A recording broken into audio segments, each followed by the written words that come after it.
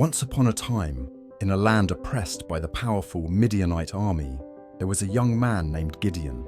The Midianites had been raiding the land for years, stealing crops and livestock, leaving the people starving and afraid. Gideon, like many others, was filled with fear and doubt. But one day, while he was hiding to thresh wheat in secret, an angel of the Lord appeared to him and said, "The Lord is with you, mighty warrior." Surprised and doubtful, Gideon responded, "How can I save my people? I am from the weakest family in my tribe, and I am the least in my family." But the angel reassured him, saying, "Go in the strength you have. God will be with you." After much prayer and seeking signs, Gideon finally gathered an army to fight the Midianites. But then something strange happened. God told him, "You have too many men. If you win with this army, Israel might think they saved themselves." So God instructed Gideon to send home any soldiers who were afraid. Thousands left, but Gideon still had a sizable army. Then God said again, "You still have too many." He told Gideon to bring his men to the water and to keep only those who drank in a certain way. In the end, Gideon was left with only 300 men.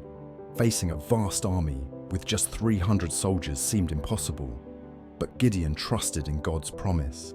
He divided his men into 3 groups and gave each man a trumpet, a clay jar, and a torch. Under the cover of night, they quietly surrounded the Midianite camp.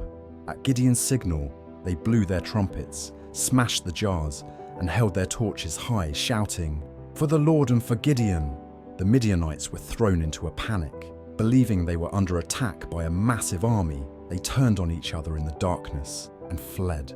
Gideon and his 300 men won a miraculous victory that night, a victory that could only have been accomplished through God's power. Through Gideon's story, the people learned that victory doesn't come from strength in numbers, but from faith and courage in God's guidance. Gideon's story reminds us that no obstacle is too great when we have faith. Even if we feel small, uncertain, or unqualified, God can use us to accomplish extraordinary things.